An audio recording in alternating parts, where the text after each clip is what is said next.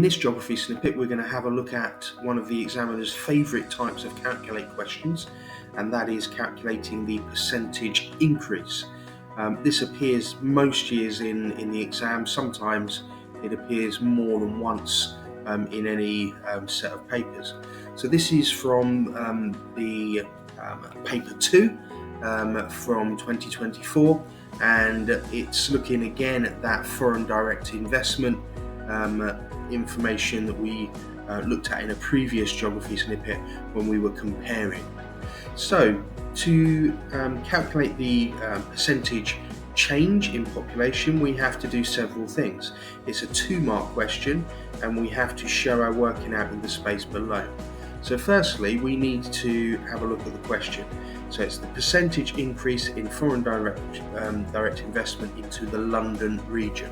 So we're looking at these figures up here.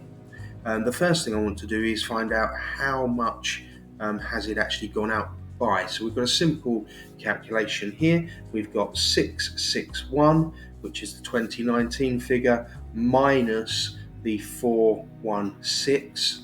Okay, and that, if we work that out, 661 minus 416 gives us 245.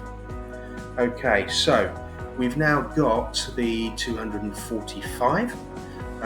So what we're now going to do is take that 245, which is the change, and we're going to divide that by the original figure, which is 416. And that will give us another number to work with.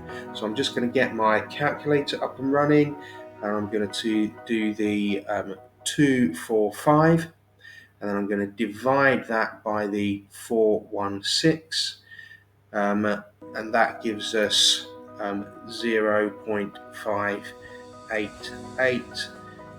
But then we have to times our answer by 100, so we can get our percentage. Okay, and that gives us 58.89. So 58.89. And then if we look with most of the questions that require you to do a calculation, it will say answer to 1 decimal place. So my answer in here is going to be 58.9, 1 decimal place. So the calculation for the percentage change is to work out the difference, divide the difference by the original number, okay, times that by 100, and then round it to 1 decimal place. As I say, I expect that you will have to do that at least once, if not several times, during the summer exam. It is one that occurs pretty frequently and that examiners like to test you on.